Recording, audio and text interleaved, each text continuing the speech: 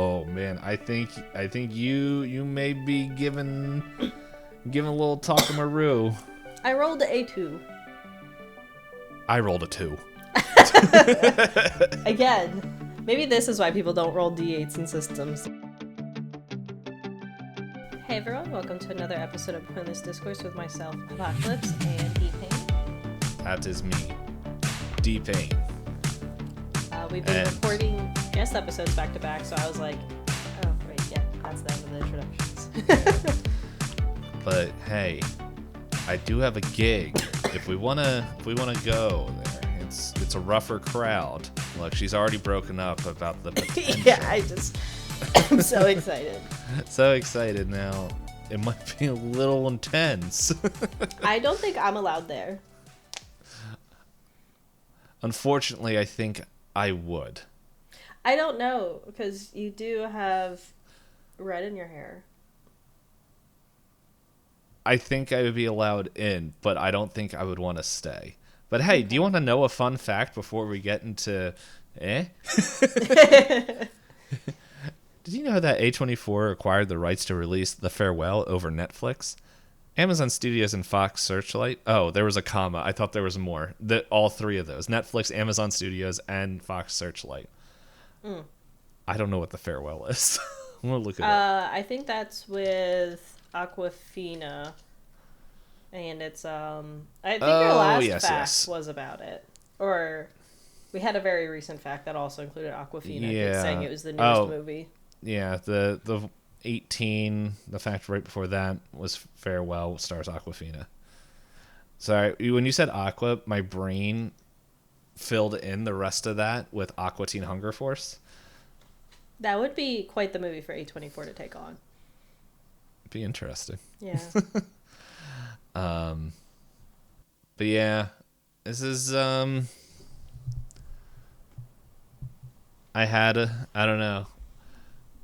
Life has been lifing, so it's just like my brain is not thinking of a fun topic to ease our way in. I don't know. You go to a lot of concerts. I do. I actually went to a concert right before I watched this. The energy. I'll preface this. Asterisk. I have never been to like a punk show. Not for any reason other than just like it's never been a crowd that this is a bad intro to the movie, saying that like the punk crowd's one that I don't really fit into. Because this doesn't help. I'm not saying that the punk crowd is good or bad. It's just like not my general music genre, so I don't really have the same like, it's not your jam. yeah, I don't have the same attitude as a lot of the community. And then so I mainly go to the very soft version of punk shows, pop punk. Is there a guitar? Is it a band? Yes, everyone plays instruments. Are they smaller venues? AKA like, I've been to really small venues. I've used to, growing up, go to VFWs. I used to go to, it was called the Harmony Grange. I believe it's shut down many years. But I think it's I think that was an equivalent to a VFW, but like for farmers to meet at. So it was like a really tiny hall, things like that. I've been to Warped Tour. What's a VFW? Veterans. It's like the meeting halls that are rentable out that like the contributions go to local veterans support groups. Okay. I forget what it actually stands for now that I like say that out loud. It's all good, but the explanation, I'm like, all right, I got you. You know, like if someone has like a party and they want to rent a hall, usually you can find one of these kinds of areas. The Order of the Bronze Moose. Not a Masonic lodge. Different. Yeah, I know. I just thought of lodge, and that was the first thing that came to my mind. Yeah, so I've been to things that are like that small. I have not been. Have I? No, I have not been to a basement show. I've thought about going to some in my college town for a college I went to, But again, I didn't have friends to go with, so I got nervous. I didn't start going to concerts by myself until my therapist said it was a good thing for me to do. Now I have people that I see in Philly all the time that are like, "Hey, you," and I'm like, "Hey, you." Still don't know your name. Vice versa. No. I know one of their names. I think I was introduced to the other guy's name, but don't remember it right now. Oh, I do technically have the name for another guy, but we don't talk. Not until he puts on deodorant now. I don't know who this person is. No. That one was I made it clear that I was old. I think I remember this story. And he tried to do the whole, "I'll buy your ticket for you to go to the after party." I was like, "I'm not going to an after party. I'm an old lady. I have a house. I have a whole life. This is not." Yes. Oh my goodness. It's all right. It was that sentence alone just reminds me of something where because like Hop and I were talking about, like I'm on one of those dating app things, and like someone came across, and I'm like, okay, I don't know why this person's on here, and then I'm like, they're younger than me. They look older than me. I'm like, oh no. I'm like, hold up a second. And it's like, it's not like a couple of years. It's like yeah, almost. They were close to like 7 years younger than me. And you I'm thought like, they were older? That's funny. yeah, I'm like, it was just one of those things. I'm like I know I'm getting older, and it's like I know where my things are set up. At least I think I do. Sometimes I totally forget to look at them until like I come in later and I'm like, why did they just send me a 21-year-old to look at? I was like, I'm not into this. And then I was like, oh, because it's automatically set to that. Ugh, Bump icky. that up. Yeah. So I don't know, but it's just like, but it was just one of those things. Like, it was literally, I'm like, wait a second, you're younger than me. Well, but yeah, so I would say for the size of the venue in the movie that we'll be talking about in a little bit, I've been to venues about that size, but I've also been to like arenas. I think on average nowadays I go to concert venues that are like about, before all the fun little taxes and fees, like $30 a ticket, and like I think max capacity is like 2,500. That's probably on average of like who I go to see nowadays. I've been to the basement of a church. I've been to yeah, those are smaller. Those are fun. But yeah, it's a I can say at least in the communities I'm in, we don't deal with the people that are the antagonists of this movie. I will say there's, because I used to go to a lot more concerts when I was younger, and there's 2 shows, maybe 3, that I didn't go to. One of them I just wouldn't be able to afford, but I'm like, man, I kind of wish I went to it. And the one that like still to this, not like I don't actually was like, man, I wish I went, but it's just like I don't remember why, but my friends like called me up. I think it's also because like I went right into the workforce right after college, so it's just like I'm tired, and like my friends, they're like in college or still doing like you're basically high school graduate, like fast food pizza shop job, and I'm like, I'm working in a metal shop, so like I'm tired. But they're just like, one day I remember I was like, hey, do you want to go to this concert? Like, it's Paramore and Evanescence. The tickets were $20, and it's just like, do you want to go? And I'm just like, I honestly, in the back of I'm like, still to this day, I'm like, I remember being offered, and I still don't remember why I didn't go, except that I was just tired. Yeah, like I never got a chance to see acts like that growing up. I had friends that had like gone and seen Fall Out Boy in like venues kind of like what I do now, where it was like a couple thousand people, so the tickets were pretty cheap, all things considered. Yeah. But funnily enough, I love Paramore, but I didn't get a chance to really see them until like last summer. And that was a big arena, so I think the cheap tickets were like $80 before fees. So it's not like It's Yeah. not great, but it's definitely not the same experience of what you would have gotten for a $20 ticket. Like being like you would Yeah. have actually been eye level and seen what was going Yeah. on. So like I know I didn't go to there, and what was it? There was another show that me and my friend were talking about maybe going to, which was Lindsay Sterling when she was doing her first tour. Oh, the violinist. Yeah. And Okay. so like I know like me and my friend talked about it, but it was like it was just one of those things like between work and like all the other church stuff, like it just didn't work out. Where it was just like Yeah, it's like like we college me. I just was like because I essentially did my college doesn't call it a dual degree. You just essentially graduate and you have degrees in both. But like I was that's what my doing school like was like too. Yeah. yeah, I did like max capacity like credits almost every semester. And I convinced myself like time to grow up, boring, boring. So there are like some bands that literally are local to the Philadelphia region that people wish would get back together. Were only active in my college year specifically and broke up by the time I started going to concerts again. And I'm just like, well, Yeah. fun. Yeah. But the last show that I I wish I honestly think I I couldn't afford it, and then I illegally downloaded all 4 nights. It was when Coheed and Cambria were doing 4 night shows, and they played their albums from start to finish. You did mention this to me, yeah. Yeah, and so because it was in New York, and I know me and if you guys, John, who was on for the Lobster, me and him were like, it'd be nice to go, but it just I can't even remember if I was in the area at that point, if I was up in like upstate New York, but yeah, it's just like that would have been fun to go see one of them. I don't know, but like now I don't keep up with bands. I don't know.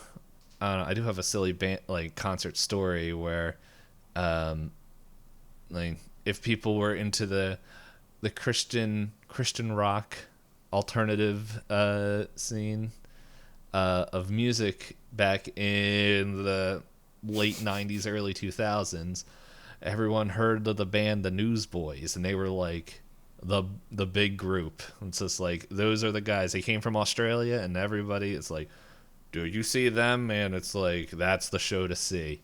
That and DC Talk, mainly because they rapped. Uh, that, but I remember there was like a music festival, and they were there, and they're not really my type of music, and so like I remember sitting there, falling asleep in the grass, like as their show started, and then woke up, and all my friends came over. Was like, "Did you see it?" I'm like, "See what?" And they all got mad at me because I fell asleep through the Newsboys. That's funny. So, but yeah, concerts be fun. I don't know if there's any group that like there's a couple people, but they're like not in America, and I'm not about to travel like to other countries to go watch a show. So, I don't know. If they ever come to the US, maybe. But anyway, that's a completely different conversation. I forget because we've been recording all over. What did we record? Oh, Talk to Me. Okay. I was trying to remember where we were in the whole line of episodes. I know, we're But getting really close to the end here. yeah. But that being said, we bring up concerts because the movie that we're talking about tonight is Green Room.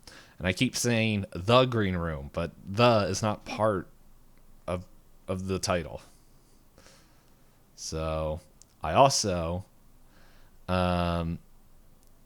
here's a fun fact. Well, I guess we don't even know what dice we're rolling yet, but this is Anton Yelchin's last movie. Oh, did this come out after the Star Trek movies? Or It's one of the, or it was one of the last ones he filmed before he died.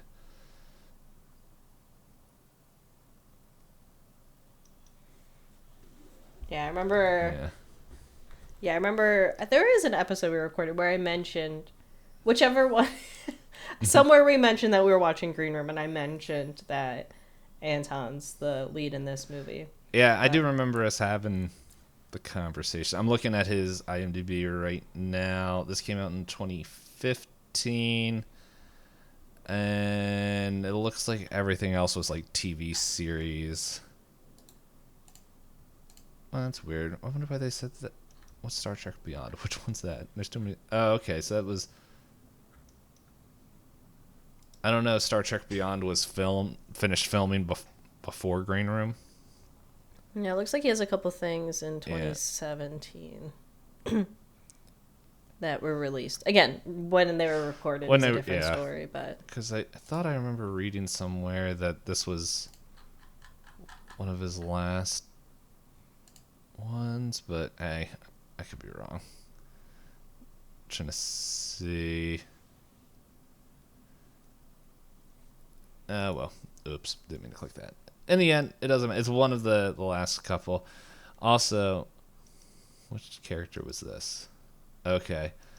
I didn't realize that, well, one of the blonde girl, I didn't realize their actress's name, which just, every time I see it, just gives me a little giggle of her last name, Poots. And I'm like, why has this person not been in more stuff? She probably has. I just don't watch enough movies.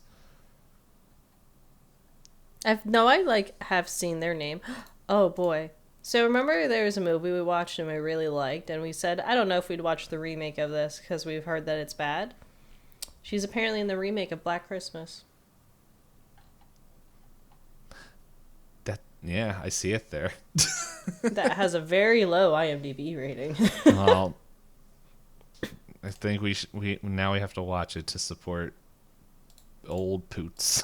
Oh, good old Poots. Old good reliable old Poots. I say that and I'm like, I don't know.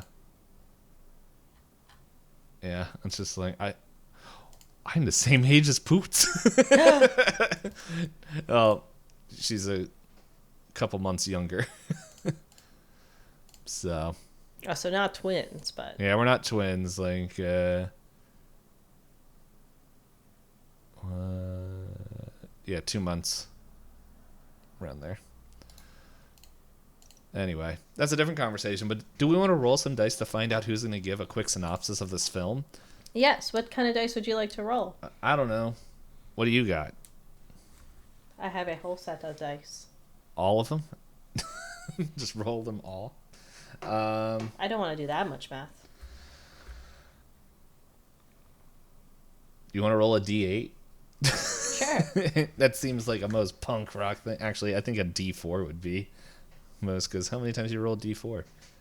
Almost never. I don't think there's any D4 systems. There's D4 modifiers. Yes, there's D4 and attacks. I think the D8 never gets used. But anyway, I already picked up the D8, and I have to go open up other stuff to get a D4. So while we roll this, for people who weren't paying attention to what I said a couple seconds ago, we're going to roll a die, and whoever rolls the highest will give a quick synopsis of the film. And then we're going to talk about it. As I said, a timer for 30 minutes, and we're going to talk about everything.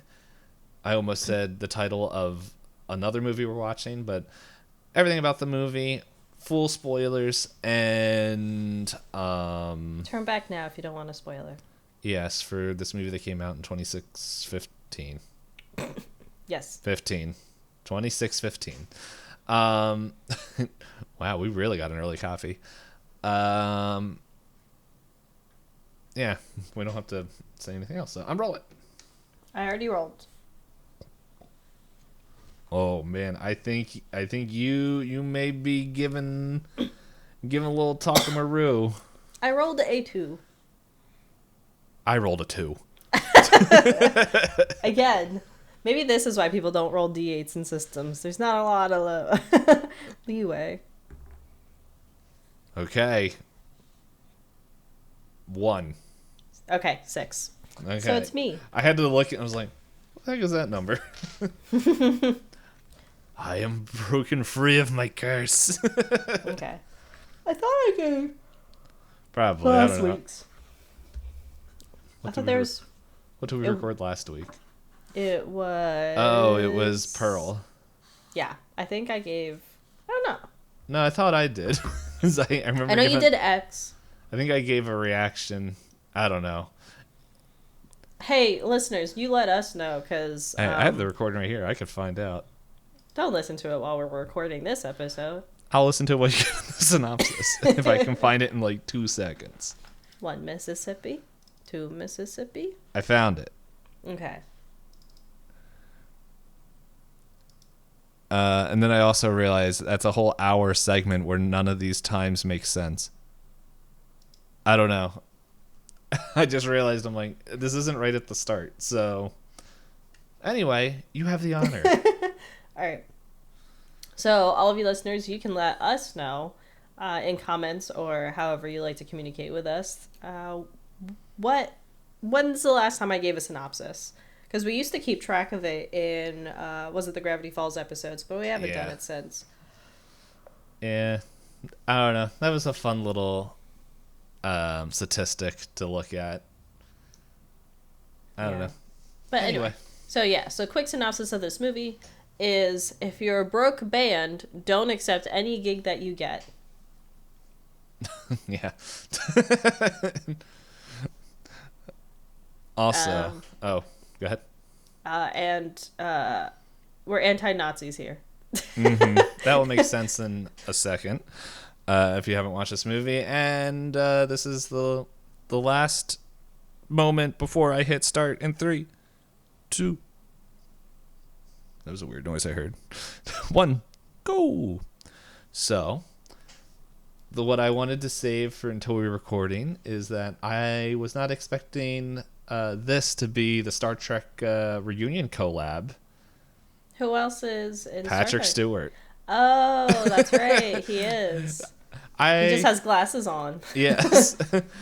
It's just... and he says a word that I was like, what? Yeah. Not Patrick Stewart. Mm-hmm. But the reason I said that they might not accept you is because he says that about a guy who has red hair. Mm. Mm-hmm. Yeah, I don't know. I was just more like, hey, Patrick Stewart. Yeah, well, the thing... I know we're, like, skipping a good chunk of whatever, but like, Patrick Stewart is just... It is such a... When people think of Patrick Stewart, they think, like, Xavier... they think Jean-Luc Picard. If there's a third one, I don't remember. There's probably something, or Shakespeare, because that's what he did. That's the funny thing before, about. yeah. He's like, he only did the job for Star Trek because they're like, look, this isn't gonna go anywhere. Just do this for like a thing, just to make a little bit of money, and then you can go back doing Shakespeare's plays. And he's like, fine, whatever. And then just so happened to create his career. But yeah, this is like such a different role. And then I remember scrolling back and forth across the screen, and this fact popped up that Patrick Stewart, when he read the script for this movie, he was so afraid, like in the UK, that he went in, locked everything down, put on security system. Like, he just like went in complete lockdown mode after reading the script. And then the next day he was like, I have never played anybody like this, and I think this would be like a challenge for me to do, so I want to do it. And so he and it's just, I don't know, compared to some of the other movies we've seen, it's just like someone with the acting chops and gravitas, if that's the right word, of Patrick Stewart being like one of the most like scary people. Icky. Yeah. Yeah, like he comes, as soon as he starts talking, you're like, oh, that's a bad guy. I don't like that. It's just like, I remember just like, oh, hey, Patrick Stewart. Because, like, at first you're like, oh, Darcy this, Darcy that. I'm like, okay, how bad could Darcy be? That's a silly name. And then he's like, this is what you're going to do. And I'm like, oh, okay. Yeah. He's a bad person. I do see the trivia you're looking at. This is his last theatrical movie to be released before his death. So there were movies that released after because they were filmed before. But this is his Not last. Patrick Stewart. Patrick Stewart's still alive. This is Anton Yelchin? I don't know how to say his name. I just thought of a not a great joke. Where it's like, if he has a problem with how we pronounce it, he can let us know. But that being said, I will say, so I used to be in a band, never did what these guys did, but them playing in the diner just reminded me of like the one and only show we did, which was just like we invited a whole bunch of our friends over to like a campfire bonfire and just played music, and people were like, yeah, we're there to support you because we're your friends. And then I went to college, and well, before I was going to college, the drummer and the guitar player were arguing about who should sing. Fun. Yeah, I've been in concert band. I played saxophone once upon a time. So I don't have the same played exact saxophone. experiences. Exciting. But Not anymore. I haven't touched one since the war. Year of high school. Yeah, essentially. Same here. But I have been to like I guess these still exist. There was an FYE at my local mall, and they would bring in local bands that had like their demos printed on discs, and I would watch these bands. And I remember there was one that I really liked, and I went back to see them over and over again because they just kept playing at the FYE at the mall, hoping to get any traction. Have not heard of them since. Cannot tell you their name. But yeah, this feels like the same energy where other people are just like around, and they're like, they have 1 to 2 people that are like, oh, this is awesome. This one guy's like, yeah, this is good. And then it's just like other people are having like a heartfelt conversation, and it's just like,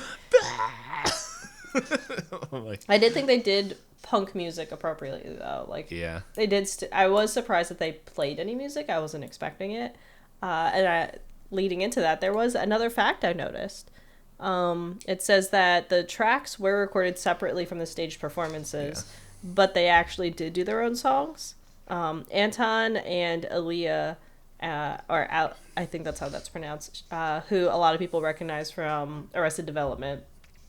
I never watched it, so good show. At least the early seasons that I've watched. I haven't watched the Netflix like later made seasons, but they both already knew how to play their instruments, and then the other two learned how to sing and play drums to fit in their roles. So that's fun. Yeah. I will say, so I feel like a lot of the episodes we've been recording when it's just the two of us have been a real like negative, like, at least for me. I don't want to speak for Hop, but like for me, I'm just like, I mean, we did our only singular episodes in a while have been like X, Pearl, yeah. And then what was before that was Saint Maud. We were okay. Saint Maud, yeah, it was. The Witch was okay. Yeah, I think I didn't like Locke. I was indifferent to Locke. I appreciate what the theatrics of it, but yeah, I enjoyed the conversation we had on Locke. Funnily enough, so I've been watching Shogun with Strider. So now the two of us, like, we just say things in the accent for the main character. Because to me, I know that, so Locke is, what is he? Is he Scottish? I forget. I think it's Irish. Or he's Irish. And then in Shogun, he's a British guy. But in Shogun, it gives me the same energy as Locke. Because the guy's, like, abrasive. And he, like, barely opens his mouth when he talks. So it sounds mumbly. So, like, Strider and I will be playing Helldivers. And we're like, all right, for God and country. Instead of for democracy. I mean, Shogun is... Oh, you got rid of Hulu. But it is a pretty solid show from what I've been watching so far. I did look it up that Shogun, the original book, is by a British guy from, like, the 70s. Yes. So I've been watching for the bias. It doesn't feel that biased because... I forget his name. but one of the big Japanese actors, he's also one of the like producers, and he's assisting like the show. So he's looking at making sure it's authentic. So Yeah. Everything I hear about Shogun is good. It's just that it's a 6-book series and they're like huge books. The first book was so big that they had to split it into 2 books, and they're still chunks. I think it's like a 56-hour book, like when both parts are together. But no, I heard good things about it. The problem is I always get confused. This is a completely different conversation, so but because I remember reading a book, and I don't know if it was just like a part of Shogun, because like I hear people when they explain Shogun, it sounds super familiar to this book I've read, but it was not the length of Shogun. Like, it was a much smaller part, but I don't know. I don't know what I read, but it's just like a lot of the stuff sounded pretty familiar from what I heard people talk about, but that's a completely different conversation. yeah, so I want to read it eventually, but yeah, so backtracking, so so you were saying it's been a while since you've liked a movie during one of our individual episodes. I enjoyed this. Like, so what I enjoyed about it, it's like there's definitely a very clear, like, we should not like a certain one of the people. One of the groups of people, the neo-Nazi group that is putting on this show, which I will fully admit, like, I don't know if it was just because I was eating breakfast and missed that, because like I was like, yeah, this is a really like extreme bar and all that stuff. I just didn't like put it together, and I'm just like, when they were just like F Nazis and they're all getting pissed off at them, I'm like, I don't know why people are mad about that. And then as the movie progresses, I'm like, oh. But yeah, they didn't do a lot of major details, but in the green room where they're supposed to be like set up and everything before they go on, they notice all the stickers and paraphernalia in the green room, and that's why that's why they decide to do it. Yeah, the one guy has, I have a stupid idea, and then on stage he's like, is it too stupid? And the girl's like, it's your idea. So yeah, but I enjoyed this movie because like it wasn't like where one side just had all the answers. It felt almost like a super violent chess game, because it's like you have the band with this random person that's just in there. It's like, who do we trust? And then you have everyone in the bar, and it's just like, I forget the first dude before, Gabe, the first guy. I think that was his name. Like the guy who's like kind of calling the shots. He's like, oh my goodness, I need this money. Oh, the one that is trying prove to himself. do. Okay. Yeah. And he's just trying to do everything he can, and then it's just like trying to clean us all up, and it's just to the part where Darcy, Patrick Stewart, has to come in, and then it's just like the game is completely different, where they're like, can we get this band out of here so we can get rid of this? And then it's like, when they're not doing what he wants, and it's just like, I remember there's like a line where Gabe's like, what are we gonna, it's like, why aren't they coming out? And it's just like Darcy's just like, because they're smarter than you. Because like he shoves them against the wall. Yeah. But then it's just it's not like both have like a plan to be there, because we see that Darcy and like his crew, they're there to like clean up messes to make sure the cops don't get there. Like, we find out. Yeah, like they specifically, like, yeah, I think that was a really interesting thing. Like, realistically, they could have just used all their firepower and gotten rid of them. But Darcy is like trying to be smart enough to say, like, we already had the cops called today. We don't need the cops suspicious again.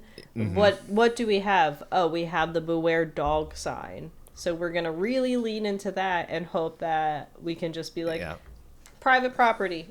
It's Yeah. not our fault. Yeah, and like no guns and all that stuff, which that kind of changes as time goes on. But it's just like, okay, how can we make sure this mess? And then it's just like, it does answer the question where like the band's even asking like, why aren't they just coming in here and shooting us? And then it's like a part where the power goes out, and then they find the heroin lab that's in the green room, and they're just They like, don't want the cops sniffing around. yeah, they don't want the cops there and just everything. And so it just becomes this like back and forth of just like people take 2 steps forward and 2 steps like, and then just it's like give and take the whole time. And I think it never felt like one side definitely had the better advantage. But they were holding themselves back from. They were so that reasons. way, yeah. And so it's, I think I enjoyed it because it's like, hey, this can go either way right Yeah. now.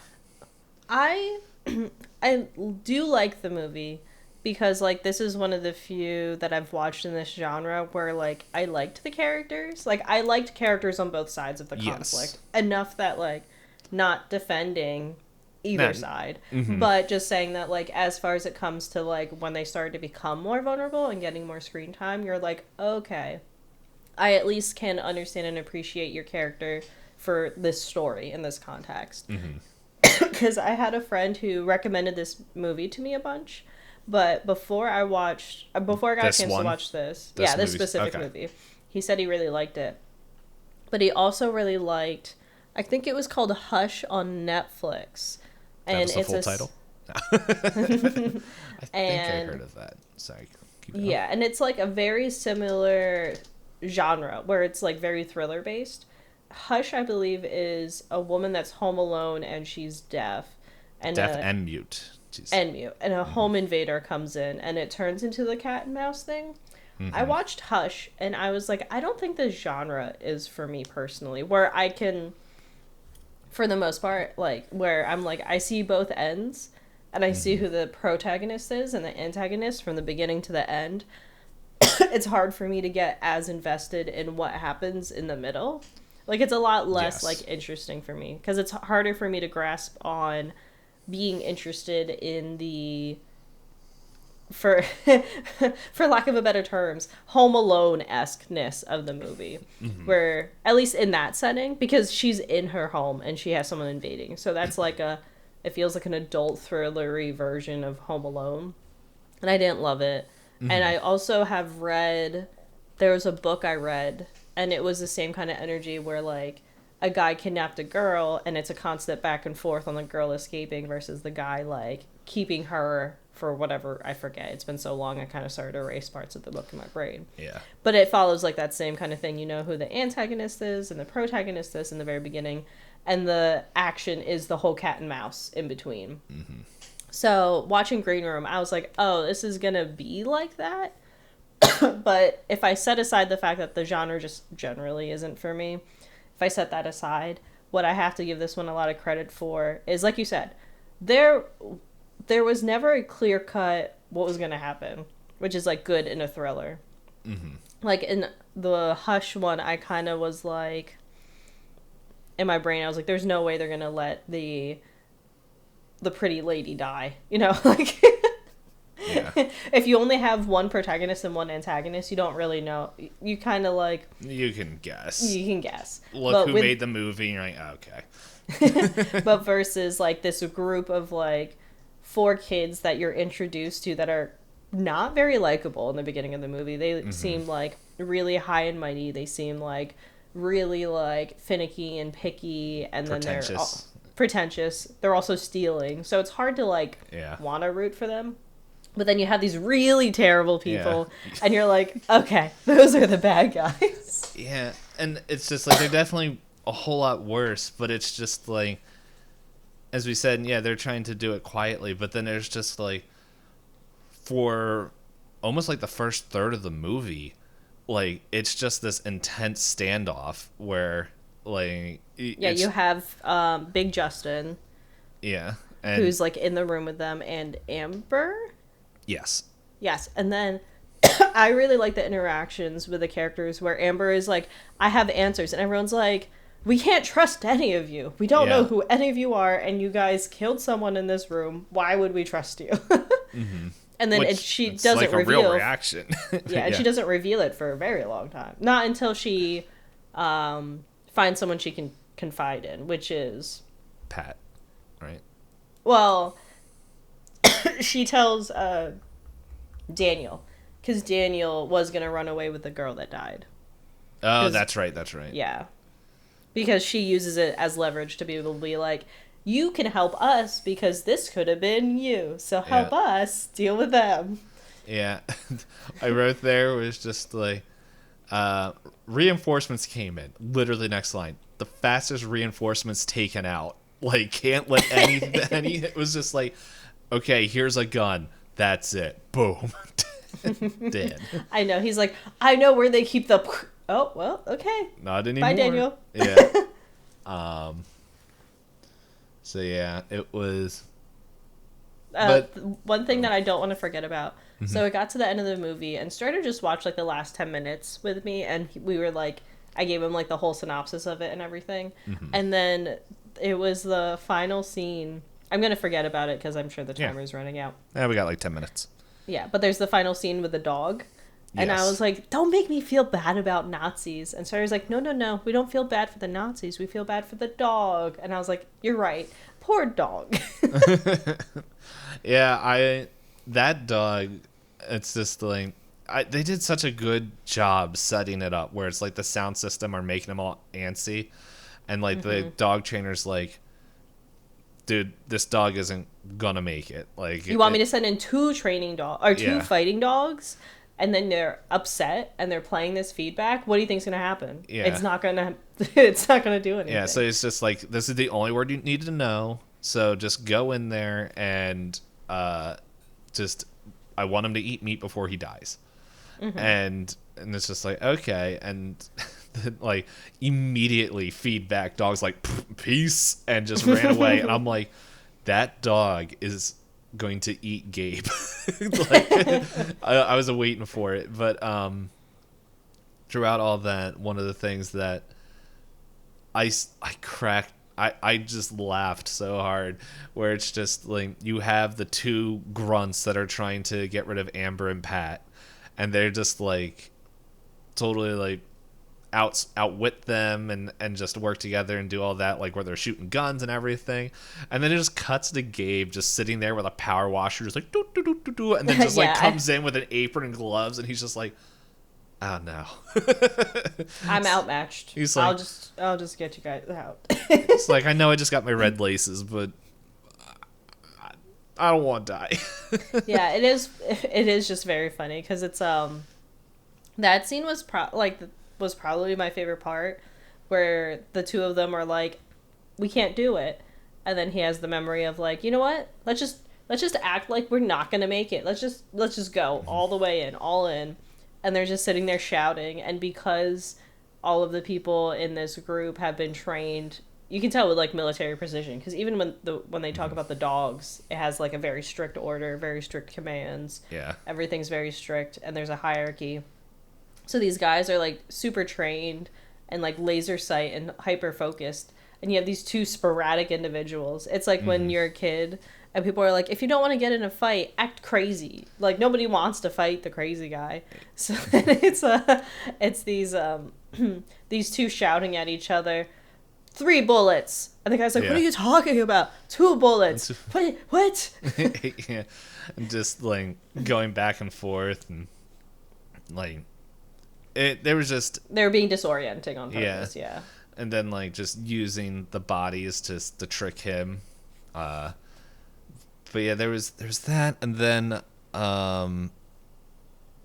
was something, I'm trying to remember. Crap, it's gone. There was something like, I'm trying to remember what you were talking about, like, that paintball story apparently is a real story. It sounded like a believable story. I think the director, or somebody put it in there. It's one of the writers and stuff. I don't know. I'm pretty sure if we scroll down on the IMDb and go to facts or trivia, we'll be able to find it. But Yeah, it was. Yeah, apparently that was like a real story. Oh yeah, the paintball story Pat tells is a real experience that the writer and director had. Rick Spears, who I think they mentioned that is How a do they real, say it by name? I think so, is a real person, and is the one who did that in the story. Who was one of the camera and the, like he was part of the crew. Oh, that's fun.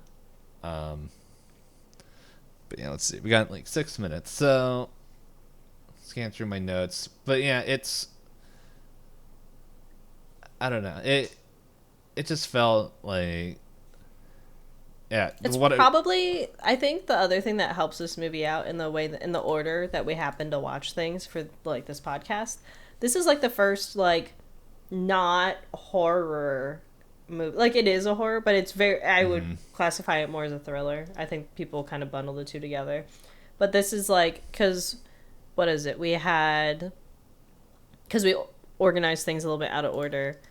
We had like Midsummer, then a little bit of a break with Locke, but then we watched The Witch, Saint Maud, The Lighthouse, X, Pearl, and Talk to Me. Yeah. And realistically, they're all like, The Lighthouse is a little bit outside of the genre-wise, but it's very close. So all of those are like really comparable. So once we got to Pearl, we were like, okay, we get it. This is a lot of horror movies. And then Green Room is like a step away from it a bit by being more of a thriller, and it's like, I don't have to overthink all of this and worry about how this is all connected. This is just a ride from beginning to end, and I'm just on it. Yeah, I think we're out of horror for the rest of the year. Ex Machina. Yeah, it's, I don't know. I remember some people when I said we'd put that in for the Halloween horror list are like, it's more of a thriller, and I'm like, it's got horror elements, but yeah. I'd say Green Room is a true thriller, though. Yeah. It's a well done thriller. I think the other thing that I really liked about Green Room is I think the premise is really strong compared to, like I said, like Hush is like about a home invasion thing. And I don't love home invasion kind of horror stories because it's like, I'm not saying they don't happen, but statistically, it's like very hard for it feels like, unfortunately, with the way that true crime is, it feels like what's the channel that all the old people watch, ID or whatever, Boomerang, where yes, I think it's ID, where it's literally 24 hours of true crime. So then unfortunately it feels like a little weird for me to watch a fictional story where they use kind of like what they would use in one of those shows versus like Green Room, where the whole setup of them being like, don't pay me $6 to play a concert and expect me not to be upset with you. Yeah. When they were originally promised a full concert. Exactly. But then the guy was like, sorry, there is fecal matter and puke, so I got banned from having a show license, so I can't give you a concert. And they're like, we drove so far. Yeah, which is the only reason they took this show. He's like, hey, I called my buddy. Cousin. Yeah, his cousin, and so... Was it implying that Gabe was Tad's cousin? I think it's Tad. I think so, because Gabe says at one point, he's like, the only person that knows that they're here should be my cousin. I just realized one of the guys' name was Tiger. Yeah, it's a lead singer. Yeah, I didn't remember anybody's name. Like, I'm finding out the only names I remembered was Darcy and Gabe. Yeah, well, Gabe I was reminded of because I'm looking at the IMDb, okay. But it's just you just love Patrick Stewart. That's okay. How can you not? Like, it wouldn't fit. Actually, I'm not even gonna bring it up because there's no way the the character that popped in my head, which would have been, it would change this movie to a comedy. I do. Also, the other thing I appreciated about this movie is you could tell kind of like the building of tension over time really well. I thought that was really well done. Where you have inside the green room, the band themselves wants to be peaceful. They want to be no violence. They just want to go home and leave. They make promises. They're just like, please just we'll do whatever you want, just don't hurt any more people or hurt us. But then they realize that's not an option. So Reese, who has like the wrestling training, he's like, all right, non-lethal, I'm going to start with his arm. Oh God, it's not working. All right, I'm just going to knock him out. And they're like, oh my God, he's not getting knocked out. And he's like crying as he realizes that like he has to like keep going. Yeah, and then like the one person's like, I want to kill them all. You're stab happy. Box cutter, slice and dicing. That was the sharpest box cutter. It just went like, whoa, no resistance. I'm like, how sharp was that thing?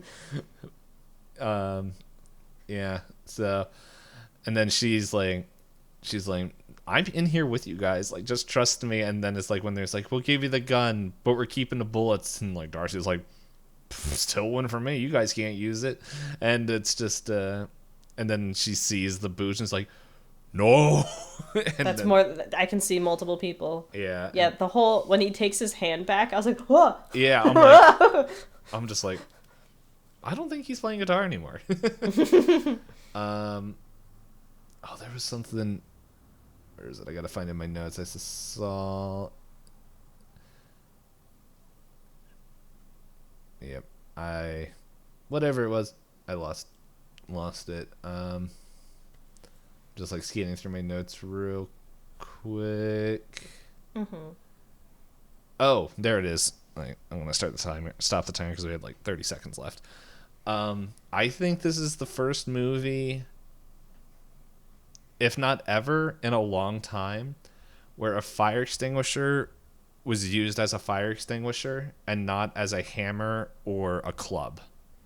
I do love that as a tool because me, as someone who's a chicken, but is like, my adrenaline's kicking in, I don't have any other options. Yes. That's the weapon I would choose, and I would not swing it. Yes. For sure. It was the most effective fire. It was the most effective fire extinguisher in a movie that I've ever seen, because it was just like, yeah, I'm pretty sure Sam only lasted as long as she did, because it was just like, door opens, a man. Shortly before that, shotgun, a man. Same. Yeah, I did feel terrible because like the person that had the most fight to him was the drummer Reese, and he finally finds a window, and he doesn't even get an honorable ending. And I'm like, oh. I mean, granted, the other characters that did die did not get honorable endings. Yeah, it's I don't know. I think it helps set the vibe where it's just like the lack of remorse, just immediate. Yeah, it's just, I'm a machine. Doop doop. Yeah, it's like this. I think out of all the movies we watched was possibly the most brutal. I'm just trying to, because like X and Pearl had a like, but they feel comical. Yeah, while this one, it's just like Midsummer is also. Midsummer is so extreme that it almost feels like you have to disassociate. Yeah. Like, it's like so visceral that you're like... And then with Hereditary, it's just boom, like all at once. Or you're just you can't register it, like until you like, I don't know, you watch it 3 times like us. Minus the telephone scene. That one you have to... Yeah. In which... The telephone pole. In Hereditary. Yes. Yeah. You're just looking at it. The memes. Yeah, there's that. But it's just like the part, it's just like, because there's so many movies that we've watched, like not just even in the A24 thing, where it's just like there is a killer and they do all these murders and terrible things because they don't look at human life the same way as like we would or something like as they would in the movie. And it's like, okay, well now it's not just one, it is like a well-organized group, and it's like and the leader has no compassion for the people he's sending in either, which is also much scarier. Yeah, not even compassion for his own people. Yeah, because even in the beginning, Gabe is like setting up like a pair of twins. And it's so weird that the cops are like, you the victim? And the guy's like, yeah, it's me. I have been stabbed. Yes, I have been stabbed. It me. And then Darcy's like, oh my gosh. Like, it's like, who are you, sir? I'm the owner of this establishment. But yeah, it's.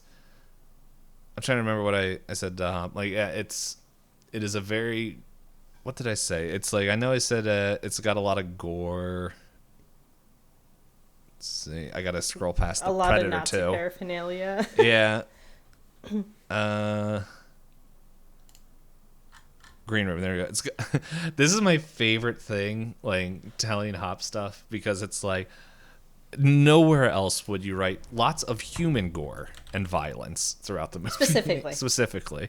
And then it's just the second part. I'm like, how do I explain this without? Because it's like there's a lot of like white power Nazi posters and just like paraphernalia just throughout the whole area, but it's like I think the movie does it well enough where it's like very obvious who these people are without like glorifying those groups. Like it's almost like it's like a shock factor. Yeah, it's a shock factor at first, but then like as you go forward, it's like it's just part of the set, and it makes sense why it's part of the set. Yeah, it's a defining feature about them without it being about what they're actually doing. Yeah. There's just a lot of symbolism and a lot of the like the way that they're dressed, like you said, the red shoelaces, a lot of the posters, the way that they like talk to each other. The dogs' attack commands are all in German. So it's I did think that like it did a really good job of just being like, okay, here's who they are, and like this is how they would set their place up, but we're not going to, like, the movie is not to talk about that. It's not here to set that up. It's literally, it was just like, how fast can we make sure the audience does not like these people? Yeah, and I also think it was also a really important part of the set piece where, again, you're not explained a lot of like what's happening. You're just given tidbits. So like as I was thinking about it after I watched it, I was like, it makes sense for this hate group to also run a music venue, because music venues deal in cash, and if it's a cash bar, you have a lot of cash flow. If you have a meth lab, no one's going to question your cash flow if you have a music venue, because they go, oh, of course you have a lot of cash in your reserves. There's no other reason. So it's a lot of like, but that's never talked about. It's all just like, they don't want the cops here because there's a meth lab. They don't, they clearly have the upstairs set up because they have the meth lab, you know? And then it's like the guy said, he's like, Darcy's like, don't have stuff in the hallways. That's a fire hazard, because if you call the fire department once, they're going to realize the layout of the building is wrong. Yes. Because right in the very beginning in the green room, the band is like, what are these planks? It doesn't make sense. Why does it look different? Yeah. It's just the way they give out information, and just the way as an audience member you just learn things and progress almost at the same time the band does. But at the same time, when the band learns it, it's not like spoon-fed to you. No. And it doesn't always help them right away, which is also something I appreciate, where it's like, fine, remember the thing that we noticed hours ago? It's our last hope. It's like, okay, we'll do it. But like I also thought it was a neat scene where I think Tiger is the one that like he sees the light when the power goes out, and he's like, guys, there's something under there, and everyone's like, yeah, whatever, nerd lord, like we're finding a way out, and they're like trying to bust through the walls, and it's like everything is encased. Oh yeah, because they're looking for like air vents, they're looking for windows, and then finally he just like breaks a board, and everyone's like, what? And then Reese is like, out of my way. The only other thing that like I thought was a little bit funny was when Pat is trying to like talk with Darcy through the wall, and they're just like trying to do all this information. He's like in tears, like, because he's like, I'm not meant for this, and he's like, oh, hold up, and he just like takes like 5 steps back to go talk with everybody, but in doing that he walks in front of the gun. Yeah. And Teresa's like, dude, what are you doing? And then he proceeds to do it again like 2 more times. And so, but yeah, but overall, I think we said how we felt about the movie. So yeah, but, I'd say if you can handle gore, would recommend. Yeah, because it's like, it's not gory where it's overly bloody. It's gory where you're like, that looks like a real injury. yeah, it's like he isn't using that arm anymore. Yeah, there's there's lack of throats, there's bullet wounds, there's there's stabbings, there's cuttings, there's drug abuse. I would say animal cruelty to a certain point, because I mean, like, given the circumstances, like, it's not excessive, but it is like, there's the one scene that I was like, oh no, they're gonna hurt the dog. Oh, okay, they did feedback. Yes. Yeah, there's a couple times where I'm like, is the dog gonna get... Oh, okay. I'm like, well, I know what I got. I don't have to. I know, because you didn't send me a warning. I was like, okay. Yeah. Because I'm like, compared to everything else, it's like, I think one of the dogs, like, if you get... something happens to it, like, I don't know. Anyway, we don't have to go into it. In any case, good yeah. Movie. Yes. I think it's good to watch by yourself or with people. So. Yeah, as long as you're not squeamish. Yep. So what are we watching next episode? Oh, the newest movie on our list. Yes, Dream Scenario. Nicolas Cage and Everybody's Dreams. Yep. So, normal life. No. Whoa. I don't know. He just shows up. He's just like, hey, I'm Nick Cage. And then just disappears. No. This just reminds me of the... no, I just remember the memes they made. They got Pascal, like he was already big. Pedro Pascal, but it felt like Nicolas Cage pillow. Yeah. What's the movie when Nick Cage is pretty much playing himself? Oh yeah, I mean he is. It's the expensive something of like fame. Basically, the extreme cost of extraordinary fame or something like that. Yeah. Yeah, he's so famous that he does the birthday party because he's broke from being too famous. Yeah. Let's see. Nicolas Cage. I like how you search Nicolas Cage up on IMDb and the first thing that pops up is Face Off. The Unbearable Weight of Massive Talent. We had all synonyms for all those. Yes, words. we had the title without actually saying the title. But yeah, it's just like, man, it'd be funny if that movie... It's like, part of me is like, man, it'd just be funny if they have the scene where he's just showing his shrine to Nicolas Cage in the... in there, where it's just like all the stuff they just buy off the internet with Nick Cage's face, and it's somehow in that movie. But hey, tune in next week to find out if there's if there's a Nicolas Cage vault. There's a brain vault. But anyway, I believe that is it. Thank you everyone for watching and joining and doing whatever. If you guys are watching on YouTube, I don't know, we'll leave one of those likes or whatever. And I don't know how podcasts work except how to upload them. So we say this every time. I know. We probably should just be a YouTube show because we understand how that works. But anyway, if you all liked it, share it with, I don't know, someone who breathes if you want. That's up to you. But anyway, thank you everyone for listening, and we'll see you next time. Bye-bye.